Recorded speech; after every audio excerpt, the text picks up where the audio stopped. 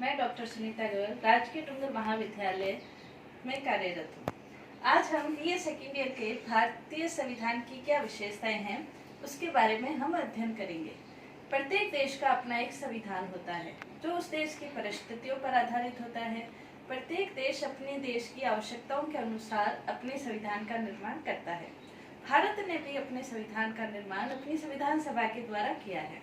भारतीय संविधान निर्माताओं ने जब संविधान निर्माण करना चाहा तब संविधान निर्माण करते समय उन्होंने मौलिकता के बजाय उपयोगिता को ज्यादा ध्यान में रखा। उपयोगिता को ध्यान में रखने का मतलब ये है कि भारतीय संविधान सभा के सदस्यों ने विभिन्न देशों के संविधानों के अंतर्गत जो अच्छे उपयोगी तत्व थे उनको अपने संविधान के अंतर्गत स्थान दिया। जैसे हम देखें तो भारतीय संविधान के अंतर्गत संसदात्मक शासन प्रणाली है, तो संसदात्मक शासन प्रणाली ब्रिटेन के संविधान से ली गई है। मौलिक अधिकार एक उपयोगी तत्व है, तो वो अमेरिका के संविधान से लिए गए हैं। नीति निर्देशक सिद्धांत आयरलैंड के संविधान से लिए गए हैं। संघात्मक शासन व्यवस्था कनाडा के संविधान से ली गई है। जिस देश में जो चीज अच्छी लगी संविधान निर्माताओं को, उन्होंने भारतीय संविधान के अंतर्गत उसको स्थान दिया था। भारतीय संविधान ऐसा संविधान बनकर तैयार हुआ है जिसके बारे में डॉक्टर अंबेडकर ने ये कहा था कि हमारा जो संविधान है वो शांति काल युद्ध काल दोनों में एक समर्थ संविधान है। तो भारतीय संविधान की अपनी कुछ विशेषताएं हैं जिनका हम आज अध्ययन करेंगे। भारतीय संविधान की यदि हम विशेषताएं देखें तो भारतीय संविधान के अंतर्गत सर्वप्रथम यदि हम विशेषता देखते हैं तो भारतीय संविधान एक लिखित संविधान है और निर्मित संविधान है। भारतीय संविधान लिखा गया है, भारतीय संविधान का निर्माण हुआ है। भारतीय संविधान लिखित है। दो प्रकार के संविधान होते हैं, एक लिखित संविधान और एक अलिखित संविधान। जैसे यदि हम देखें कनाडा का संविधान है, ऑस्ट्रेलिया का संविधान है, जर्मनी का संविधान है, फ्रांस का संविधान है, अमेरिका का संविधान है, ये सारे संविधान लिखित संविधानों के उदाहरण हैं। कुछ ऐसे देश भी हैं जहां संविधान लिखित नहीं है, लेकिन वो अपवाद स्वरूप हम कह सकते हैं, जैसे ब्रिटेन का है या इजराइल का, ये अपवाद स्वरूप संविधान हो सकते हैं। अधिकतर दुनिया में संविधानों का लिखित रूप ही देखने को मिलता है। भारतीय संविधान भी एक लिखित संविधान है। भारतीय संविधान का निर्माण भी किया गया है। भारतीय संविधान का निर्माण संविधान सभा के द्वारा किया गया है। संविधान सभा जो भारत में कैबिनेट मिशन योजना के अंतर्गत राज्यों के द्वारा चुनी गई संविधान सभा थी, जिसके द्वारा भारतीय संविधान का निर्माण किया गया है। भारतीय संविधान को यदि हम देखें तो लिखित संविधान है। लिखित संविधान होने के कारण भारतीय संविधान जब बना था तो उसमें 395 अनुच्छेद थे। उसे 22 भागों में विभाजित किया गया है और वर्तमान समय देखें तो 12 अनुसूचियां हैं और जब संविधान बना था उस समय 8 अनुसूचियां थी। तो इनमें भारतीय संविधान का निर्माण किया गया है। आधिकारिक रूप से यही है। समय समय पर अनुच्छेद जैसे कई किताबों में 444, 440 ऐसे मिलते हैं, लेकिन आधिकारिक रूप से हम कह सकते हैं 395 अनुच्छेद है, 22 भागों में विभाजित किया गया है, 12 अनुसूचियां हैं। तो कहने का मतलब भारतीय संविधान की पहली विशेषता लिखित संविधान है, निर्मित संविधान है। और यदि हम देखें भारतीय संविधान की दूसरी विशेषता के अंतर्गत यदि हम देखें तो भारतीय संविधान की दूसरी विशेषता हम कह सकते हैं कि भारत का संविधान एक विस्तृत संविधान है। विस्तृत संविधान या व्यापक संविधान हम कह सकते हैं। भारतीय संविधान व्यापक संविधान क्यों है? भारतीय संविधान को व्यापक संविधान कहने का कारण ये है कि जहां अमेरिका के संविधान में सिर्फ 7 अनुच्छेद हैं, कनाडा के संविधान के अंतर्गत हम देखें तो 147, जहां कनाडा के संविधान में 147 अनुच्छेद है, ऑस्ट्रेलिया के संविधान में 128 अनुच्छेद है, अफ्रीका के संविधान के अंतर्गत हम देखें 153 अनुच्छेद है। उस तुलना में यदि भारतीय संविधान को देखें तो भारतीय संविधान के अंतर्गत 395 अनुच्छेद है। इस कारण से हम कह सकते हैं कि भारत का जो संविधान है वो एक विस्तृत, एक व्यापक संविधान है। अब क्वेश्चन ये उठता है कि भारत का संविधान इतना विस्तृत क्यों हो गया, इतना व्यापक संविधान क्यों है? तो भारतीय संविधान के विस्तृत होने में, व्यापक होने के भी कुछ कारण हैं। जैसे भारतीय संविधान के अंतर्गत संघात्मक शासन व्यवस्था को ग्रहण किया गया है। संघात्मक शासन व्यवस्था को ग्रहण करने के कारण भारतीय संविधान में जहाँ संघात्मक शासन होती है वहाँ शक्तियों का विभाजन होता है। केंद्र की अपनी शक्तियाँ होती है, राज्यों की अपनी शक्तियाँ होती है। भारतीय संविधान के अंतर्गत केंद्र और राज्य दोनों की शक्तियों का वर्णन किया गया है। केंद्र और राज्यों के बीच जो संबंध होते हैं, प्रशासनिक संबंध, वित्तीय संबंध और विधायी संबंध, इन दोनों संबंधों का वर्णन संविधान के अंतर्गत स्पष्ट रूप से किया गया है। इस कारण से भारतीय संविधान व्यापक हो गया है। दूसरा कारण यदि हम देखें तो भारतीय संविधानों में मौलिक अधिकारों का व्यापक रूप से वर्णन किया गया है। न सिर्फ मौलिक अधिकारों का वर्णन किया गया है, बल्कि मौलिक अधिकारों पर किन परिस्थितियों में क्या प्रतिबंध लग सकते हैं, उन सब का भी वर्णन किया गया है। इसी प्रकार भारतीय संविधान के अंतर्गत हम देखें तो भारतीय संविधान के में जैसे कुछ विषय हैं, जैसे अल्पसंख्यकों से संबंधित विषय है, जनजाति से संबंधित विषय है, भाषा से संबंधित विषय है, कबीले, जनजातियां, इनसे संबंधित विषय है, इनका वर्णन भी संविधान के अंतर्गत कर दिया गया है। इस कारण से भी भारतीय संविधान व्यापक हो गया है। आपातकालीन स्थिति का वर्णन भी विशाल रूप से संविधान के अंतर्गत किया गया है। इस कारण से भी भारतीय संविधान विशाल हो गया है। शासन संबंधी मामलों के वर्णन, जैसे निर्वाचन आयोग है, भाषा आयोग है, नियंत्रक महालेखा परीक्षक है, इन सब का वर्णन भी संविधान के अंतर्गत ही कर दिया गया है। इसलिए भी संविधान विस्तृत हो गया है। इसी कारण से विष्णु कामत ने ये कहा था कि हमें इस बात का गर्व है कि हमारा संविधान एक विस्तृत संविधान है। भारत के अंतर्गत हम देखें तो भारत के अंतर्गत जो शासन संबंधी विषय है उनका भी वर्णन किया गया है। संविधान निर्माता ये चाहते थे कि कोई भी परिस्थिति है, कोई भी कारण है, उनको आने वाली परिस्थितियों के ऊपर हम नहीं छोड़े, बल्कि उनका संविधान के अंतर्गत ही वर्णन कर दे, ताकि परिस्थितियों के अनुसार कुछ भी कठिनाई उत्पन्न नहीं हो। इसलिए संविधान निर्माताओं ने किसी भी चीज को अभी समय पर छोड़ने के बजाय संविधान में ही लिखना उचित समझा। इस कारण से भारतीय संविधान एक विस्तृत संविधान बन गया है। तो भारत का संविधान एक विस्तृत संविधान है। अगर हम तीसरी विशेषता देखें तो भारतीय संविधान लोकप्रिय संप्रभुता पर आधारित है। लोकप्रिय संप्रभुता पर आधारित है। लोकप्रिय संप्रभुता का मतलब ये है कि भारतीय संविधान के अंतर्गत जो संप्रभुता है वो किसमें निहित है।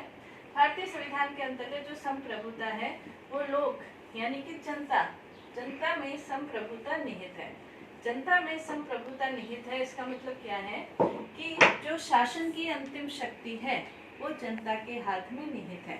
शासन की अंतिम शक्ति जनता के हाथ में कैसे निहित है? तो शासन की जो अंतिम शक्ति है वो जनता के हाथ में इस तरह से निहित है कि जनता के द्वारा ही प्रतिनिधियों का चुनाव किया जाता है और उन प्रतिनिधियों के माध्यम से शासन का संचालन होता है, चाहे वो राज्य के प्रतिनिधि हो, चाहे वो केंद्र के प्रतिनिधि हो। लोकप्रिय संप्रभुता पर आधारित है भारतीय संविधान। अंतिम शक्ति जनता के हाथ में है। राज्यों के प्रतिनिधि भी जनता के द्वारा चुने जाते हैं, केंद्र के प्रतिनिधि भी जनता के द्वारा चुने जाते हैं। इसी प्रकार जो संविधान है उसका निर्माण भी किसने किया है? जनता ने किया है। जैसे भारत के संविधान की प्रस्तावना है, उसकी शुरुआत होती है हम भारत के लोग, तो भारत के लोगों ने ही संविधान का निर्माण किया है। संविधान को स्वीकार किसने किया है? जनता ने किया है। हम इस संविधान को आत्मार्पित, अधिनियमित और अंगीकृत करते हैं। ये किसने कहा? भारतीय जनता ने कहा। तो लोकप्रिय संप्रभुता पर आधारित भारतीय संविधान है। इसकी हम नेक्स्ट विशेषता देखें तो भारतीय संविधान संपूर्ण प्रभुत्व संपन्न, संपूर्ण प्रभुत्व संपन्न, संपूर्ण प्रभुत्व संपन्न लोकतांत्रिक गणराज्य है। नेक्स्ट इसकी विशेषता संपूर्ण प्रभुत्व संपन्न लोकतांत्रिक गणराज्य। भारतीय संविधान संपूर्ण, इसमें 3 तरह की विशेषताएं आ गई हैं। संपूर्ण प्रभुत्व संपन्न, भारतीय संविधान संपूर्ण प्रभुत्व संपन्न है। इसका मतलब ये है कि भारतीय संविधान आंतरिक रूप से और बाह्य रूप से, दोनों ही रूपों से अपने निर्णय लेने में स्वतंत्र है। किसी भी बाहरी सत्ता का भारतीय संविधान के ऊपर किसी भी प्रकार का कोई हस्तक्षेप नहीं है। आंतरिक क्षेत्र में कोई कानून बनाना है, कोई निर्णय करना है, कोई नीति बनानी है, कोई आयोग बनाना है, कोई नियम बनाना है, अध्यादेश जारी करना है, किसी भी प्रकार के नियम अधिनियम किसी के लिए भी भारतीय सत्ता को किसी और सत्ता से आदेश लेने की कोई आवश्यकता नहीं है। आंतरिक रूप से स्वतंत्र है, बाह्य रूप से अंतर्राष्ट्रीय क्षेत्र में कोई संधि करनी है, समझौता करना है, कोई भी नीति बनानी है, अपना निर्णय लेना है, किसी समझौते में शामिल होना है, नहीं होना है, ये सब भारत की सत्ता स्वयं निर्धारित करती है। उसे किसी और से आदेश लेने की आवश्यकता नहीं है। तो भारत जो है वो संपूर्ण प्रभुत्व संपन्न है, आंतरिक रूप से और बाह्य रूप से स्वतंत्र है, किसी दूसरी सत्ता का हस्तक्षेप इसके अंतर्गत नहीं है। नेहरू जी ने भी कहा था कि हमारा जो संविधान है वो संपूर्ण प्रभुत्व संपन्न है। इसके अंतर्गत हम नेक्स्ट विशेषता देखते हैं, लोकतांत्रिक शासन है। लोकतांत्रिक शासन का मतलब भारत ने लोकतंत्र को अपनाया है।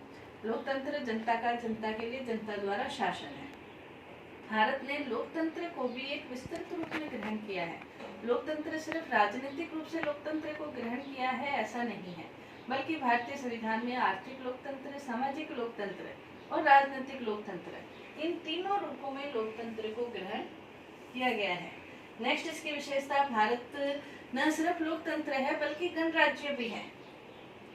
लोकतंत्र भी है, गणराज्य भी है। गणराज्य का मतलब जैसे ब्रिटेन है, तो ब्रिटेन के अंतर्गत लोकतंत्र तो है, लेकिन वहां पर उस शासन को हम गणराज्य नहीं कहेंगे। गणराज्य शासन का मतलब ये होता है जहां शासन का सर्वोच्च प्रमुख जनता के द्वारा प्रत्यक्ष रूप से या अप्रत्यक्ष रूप से चुना जाता है, तो उसे हम गणराज्य कहते हैं। ब्रिटेन के अंतर्गत जो सम्राट है वो वंशानुगत आधार पर अपना पद प्राप्त करता है, तो इसलिए हम उस शासन को गणराज्य नहीं कहेंगे। भारत में जो राष्ट्रपति है, राष्ट्रपति को हम जनता के द्वारा अप्रत्यक्ष रूप से राष्ट्रपति का चुनाव करते हैं, इसलिए भारतीय संविधान को हम गणराज्य भी कह सकते हैं। तो नेहरू जी की कोटेशन हम देख सकते हैं कि हमारा जो राज्य है, हमारा जो संविधान है, वो पूर्ण रूप से गणतांत्रिक राज्य है। नेक्स्ट अपन विशेषता देखते हैं भारतीय संविधान की। भारतीय संविधान समाजवादी राज्य है। समाजवादी संविधान कह सकते हैं, समाजवादी शासन व्यवस्था कह सकते हैं। भारतीय संविधान जब बना था उस समय समाजवादी शब्द नहीं था। क्यों नहीं था? क्योंकि समाजवादी शब्द एक संकुचित अर्थ में उस समय प्रयोग किया जाता था कि जब शासन की अर्थव्यवस्था के ऊपर संपूर्ण रूप से राज्य का अधिकार हो तो उसे समाजवादी राज्य कहा जाता है। तो उस समय भारत का जब संविधान बना था, समाजवादी शब्द को ग्रहण नहीं किया गया था। समाजवादी जो शब्द है वो भारतीय संविधान की प्रस्तावना के अंतर्गत 42वें संविधान संशोधन के आधार पर 1976 में जोड़ा गया था। 1976 में समाजवादी शब्द इसलिए जोड़ा गया था कि अब ये संकुचित अर्थ में प्रयोग नहीं होकर प्रत्येक देश अपने देश की अर्थव्यवस्था के अनुसार उसे प्रयोग कर सकता है। भारत ने भी समाजवादी शब्द को अपने देश की परिस्थितियों के अनुसार लागू कर दिया है, इसलिए भारतीय संविधान को समाजवादी संविधान कहेंगे, लेकिन उस देश की अपनी परिस्थितियां हैं, तो भारत ने समाजवादी शब्द को अपने देश की परिस्थितियों के अनुसार ढाल लिया है। यानी कि भारत के अंतर्गत जो महत्वपूर्ण उद्योग है, महत्वपूर्ण अर्थ के क्षेत्र हैं, वो शासन ने अपने अधीन रखे हैं और बाकी जो उद्योग है वो निजी हाथों में संचालित होने के लिए दे दिए हैं। तो भारत ने अपने अनुसार इस शब्द का इस अर्थव्यवस्था के अनुसार प्रयोग किया है, इसलिए इसे हम समाजवादी संविधान कह सकते हैं। नेक्स्ट हम विशेषता देखें भारतीय संविधान के अंतर्गत। तो भारत का संविधान एक धर्मनिरपेक्ष संविधान है, धर्मनिरपेक्ष राज्य है। ये शब्द भी 42वें संविधान संशोधन के अनुसार जोड़ा गया है।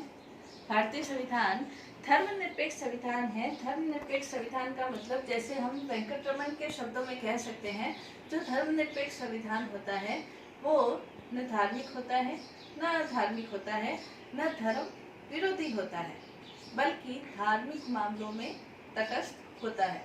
तो भारतीय संविधान धर्मनिरपेक्ष संविधान है। इसका मतलब ये है कि भारत के अंतर्गत निवास करने वाले सभी लोगों को धर्म के आधार पर किसी भी प्रकार का कोई भेदभाव नहीं किया जाता है। इसी प्रकार से भारतीय संविधान के अंतर्गत प्रत्येक व्यक्ति को अपने धर्म को मानने की स्वतंत्रता प्रदान की गई है। राज्य के द्वारा न तो धर्म के आधार पर कोई भेदभाव किया जाता है और न ही धर्म के लिए किसी भी धर्म के विकास में, उसकी अभिवृद्धि में राज्य के द्वारा कोई प्रयास नहीं किया जाता है। लेकिन भारत के अंतर्गत जो धर्मनिरपेक्षता शब्द जोड़ा गया है वो दो आधार पर जोड़ा गया है। जैसे धर्मनिरपेक्ष जो राज्य है भारत के अंतर्गत वो सर्वधर्म समभाव, सभी धर्मों के प्रति एक जैसा भाव, सर्वधर्म समभाव और सर्वधर्म सद्भाव, इन पर आधारित है। भारत का जो धर्मनिरपेक्ष राज्य है सर्वधर्म समभाव और सर्वधर्म सद्भाव, सभी धर्मों के प्रति एक जैसा भाव और सभी धर्मों के प्रति समान भाव, इस प्रकार भारत में धर्मनिरपेक्ष राज्य बनाया गया है। भारत का अपना कोई राष्ट्र धर्म नहीं है। भारत किसी भी धर्म में अभिवृद्धि या उसके विकास के लिए प्रयास नहीं करता है और न ही भारत किसी धर्म का विरोधी है। यानी कि भारत धर्म के आधार पर कोई भेदभाव भारत में नहीं किया जाता है। भारत एक धर्मनिरपेक्ष राज्य है, उसको हम कैसे सिद्ध करेंगे? भारत एक धर्मनिरपेक्ष राज्य है तो उसके आधार पर हम कह सकते हैं भारतीय संविधान की प्रस्तावना में स्पष्ट रूप से ये उल्लेख है कि भारत एक धर्मनिरपेक्ष राज्य है। प्रत्येक जो प्रस्तावना है उसमें प्रत्येक व्यक्ति को अपने विश्वास, धर्म के आधार पर, अंतःकरण के आधार पर किसी भी धर्म को मानने की स्वतंत्रता है। इसी प्रकार भारतीय संविधान के अंतर्गत जो मौलिक अधिकार है, मौलिक अधिकारों के अंतर्गत भी प्रत्येक व्यक्ति को अपना धर्म मानने, अपने अंतःकरण के अनुसार धर्म मानने, उसका प्रचार करने और उसकी अभिवृद्धि करने की स्वतंत्रता प्रदान की गई है। राज्य के द्वारा इसमें धर्म के आधार पर किसी भी प्रकार का कोई भेदभाव किसी भी व्यक्ति के साथ नहीं किया जाता है। इस आधार पर हम कह सकते हैं कि भारत एक धर्मनिरपेक्ष राज्य है। इसके अलावा हम ये देखें कि भारतीय संविधान की और क्या विशेषताएं हैं, तो और विशेषताओं के अंतर्गत भी हम देख सकते हैं कि भारतीय संविधान के जो संविधान है वो कठोरता और लचीलेपन का सम्मिश्रण है। कठोरता और लचीलेपन का सम्मिश्रण है। कठोरता और लचीलेपन का सम्मिश्रण का मतलब क्या होता है कि संविधान में संशोधन के आधार पर, संविधान में जब संशोधन करना है उसके आधार पर संविधानों का दो रूप होते हैं। एक होता है कठोर संविधान और एक होता है लचीला संविधान। कठोर संविधान का मतलब ये होता है जब संविधान में संशोधन करने के लिए एक विशेष प्रक्रिया को अपनाया जाता है तो हम उसे कठोर संविधान कहते हैं। यानी कि जब संविधान में संशोधन करना है तो उसके लिए एक विशिष्ट बहुमत की आवश्यकता होती है। विशिष्ट बहुमत की आवश्यकता होती है तो हम उसे कठोर संविधान कह सकते हैं। लचीलेपन का मतलब जब साधारण रीति से संविधान में संशोधन हो जाता है तो हम उसे लचीला संविधान कहते हैं। भारत के संविधान के अंतर्गत उन दोनों का सम्मिश्रण किया गया है। भारत में कुछ ऐसे संविधान में अनुच्छेद हैं जिनमें संशोधन करने के लिए कठोर प्रक्रिया को अपनाया गया है। जैसे यदि राष्ट्रपति की शक्तियों में कोई परिवर्तन करना है, केंद्र और राज्यों के बीच जो शक्तियों का विभाजन करना है उसमें कोई परिवर्तन करना है तो इसके लिए जैसे कठोर प्रक्रिया अपनाई जाती है। कठोर प्रक्रिया का मतलब विशिष्ट बहुमत, 3/4 बहुमत प्लस राज्यों की विधानमंडलों के भी आधे से अधिक राज्यों की सहमति, इनके आधार पर संविधान में संशोधन होगा तो उसे कठोर संविधान कहा है। संविधान निर्माता ये जानते थे कि आने वाली परिस्थितियां का हमें पता नहीं है, इसलिए संविधान को कठोर रूप में वर्णन करना या कठोर रूप में रखना हो सकता है आने वाली परिस्थितियों के अनुसार सही नहीं हो। इसलिए भारत के अंतर्गत कई ऐसे अनुच्छेद हैं, जैसे नए राज्यों का पुनर्गठन करना है, राज्यों की सीमाओं में परिवर्तन करना है, उसके नामों में परिवर्तन करना है, तो उसके लिए लचीली पद्धति को अपनाया गया है, यानी कि संसद के दोनों सदनों के साधारण बहुमत के आधार पर ही संविधान में संशोधन हो जाता है। संविधान संशोधन की प्रक्रिया का वर्णन भारतीय संविधान के अनुच्छेद 368 के अंतर्गत दिया गया है, जिसके अंतर्गत संविधान संशोधन में जो साधारण रीति से जो संशोधन होते हैं उसका भी वर्णन है और जो कठोर रीति से संशोधन होते हैं उसका भी वर्णन संविधान के अंतर्गत दिया गया है। तो भारतीय संविधान को हम कठोरता और लचीलेपन का समन्वय कह सकते हैं। इसके अलावा भारतीय संविधान को यदि हम देखें तो भारतीय संविधान की नेक्स्ट विशेषता हम कह सकते हैं, भारत ने संसदात्मक शासन प्रणाली को ग्रहण किया है। शासन प्रणाली के अनेक रूप होते हैं, जैसे संसदात्मक शासन व्यवस्था है या अध्यक्षात्मक शासन व्यवस्था है। तो चूंकि जो भारत है वो ब्रिटेन का गुलाम रहा था, ब्रिटेन की शासन व्यवस्था भारत के अंतर्गत थी, तो भारत ने अब तक संसदात्मक शासन व्यवस्था का अनुभव किया था। इसलिए भारत ने संसदात्मक शासन व्यवस्था को ग्रहण किया अपने शासन व्यवस्था के अंतर्गत। संसदात्मक शासन व्यवस्था किसे कहते हैं?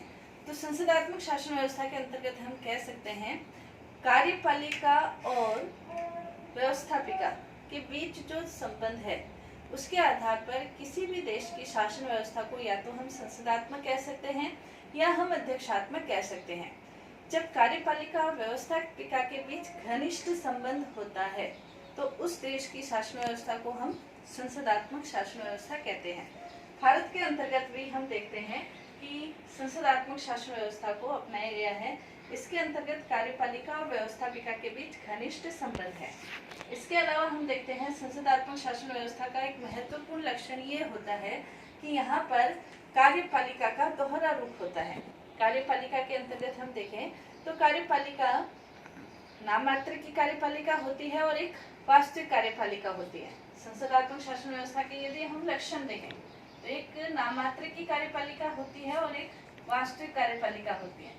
जैसे इसके नाम से स्पष्ट है, नाम मात्र की कार्यपालिका के नाम पर सारी शक्तियां लिख दी जाती हैं और वास्तविक कार्यपालिका का मतलब जो वास्तविक रूप में उन शक्तियों का प्रयोग करती है। जैसे भारत के अंतर्गत हम यदि देखें तो भारत के अंतर्गत सारी शक्तियां राष्ट्रपति के नाम पर लिख दी गई हैं। तो राष्ट्रपति उन शक्तियों का प्रयोग नहीं करता है। राष्ट्रपति के नाम पर लिखी गई शक्तियों का प्रयोग प्रधानमंत्री और मंत्रिमंडल करते हैं। तो नाम मात्र की कार्यपालिका राष्ट्रपति और वास्तविक कार्यपालिका प्रधानमंत्री और उसका मंत्रिमंडल। यह हमने इंग्लैंड से ग्रहण किया है। इंग्लैंड में जैसे नाम मात्र की कार्यपालिका वहां का सम्राट या सम्राज्ञी जो वंशानुगत आधार पर अपना पद प्राप्त करते हैं, और वास्तविक कार्यपालिका प्रधानमंत्री और उसका कैबिनेट। इसके अलावा संसदात्मक शासन व्यवस्था में कार्यपालिका और व्यवस्थापिका इनके बीच घनिष्ठ संबंध होता है। कार्यपालिका और व्यवस्थापिका का मतलब जैसे संसद हो गया, तो इनके बीच घनिष्ठ संबंध होता है। घनिष्ठ संबंध का मतलब ये है कि कार्यपालिका का जो निर्माण है वो संसद में से ही किया जाता है, यानी कि जो कैबिनेट होता है, मंत्रिमंडल होता है, जो भी मंत्री होंगे वो संसद में से ही लिए जाएंगे। अगर वो संसद के सदस्य नहीं होते हैं तो उन्हें एक निश्चित समय अवधि के भीतर, जैसे भारत के अंतर्गत हम देखें तो यदि कोई ऐसा व्यक्ति जो मंत्रिमंडल में शामिल हो जाता है तो उसे 6 महीने के अंदर अंदर अपने संसद की सदस्यता ग्रहण करनी पड़ती है। मतलब संसद का, राज्यसभा का या लोकसभा का सदस्य बनना पड़ता है। तो कार्यपालिका और व्यवस्थापिका, कार्यपालिका का निर्माण व्यवस्थापिका में से ही होता है। जहाँ अध्यक्षात्मक शासन व्यवस्था है वहाँ संसदात्मक और अध्यक्षात्मक शासन व्यवस्था है, वहाँ कार्यपालिका और व्यवस्थापिका का घनिष्ठ संबंध नहीं होता, तो वहाँ पर कार्यपालिका का निर्माण व्यवस्थापिका में से नहीं होता है, संसदात्मक शासन व्यवस्था में होता है। इसके अलावा जो कार्यपालिका है, यानी कि जो प्रधानमंत्री और उसका मंत्रिमंडल है, वो अपने पद पर तब तक ही रह सकते हैं जब संसद के निम्न सदन में उनका बहुमत हो। यानी कि संसद का जो निम्न सदन है जैसे लोकसभा, तो लोकसभा में वो अपने पद पर तब तक ही रहते हैं जब तक कि उनका बहुमत है। जैसे ही बहुमत हट जाता है, कार्यपालिका को अपने पद से त्याग पत्र देना पड़ता है। तो हम कह सकते हैं कि कार्यपालिका तभी तक अपने पद पर रहती है जब तक निम्न सदन में उसका बहुमत रहता है। निम्न सदन यानी कि लोकसभा कभी भी अविश्वास प्रस्ताव पारित करके कार्यपालिका को अपने पद से हटा सकती है। इसके अलावा जो संसद के सदस्य हैं, लोकसभा और राज्यसभा के जो सदस्य हैं, वो प्रश्न पूछ सकते हैं, काम को प्रस्ताव पारित कर सकते हैं, निंदा प्रस्ताव का पारित कर सकते हैं, कार्य स्थगन प्रस्ताव पारित कर सकते हैं, पूरक प्रश्न पूछ सकते हैं। तो इन आधारों पर भी वो कार्यपालिका को अपनी नियंत्रण में रखते हैं। इसके अलावा जो कार्यपालिका का प्रधान है यानी कि प्रधानमंत्री है, वो भी जो राष्ट्रपति है उसको कहकर निम्न सदन को भंग कर सकता है। यानी कि कार्यपालिका और व्यवस्थापिका के बीच घनिष्ठ संबंध होता है। तो संसदात्मक शासन व्यवस्था भारत में अपनाई गई है। भारत में भी नाम मात्र की और वास्तविक कार्यपालिका है। भारत के अंतर्गत भी कार्यपालिका और व्यवस्थापिका के बीच घनिष्ठ संबंध है। भारतीय संविधान की और भी विशेषताएं हैं, वो अपन नेक्स्ट क्लास में पढ़ेंगे।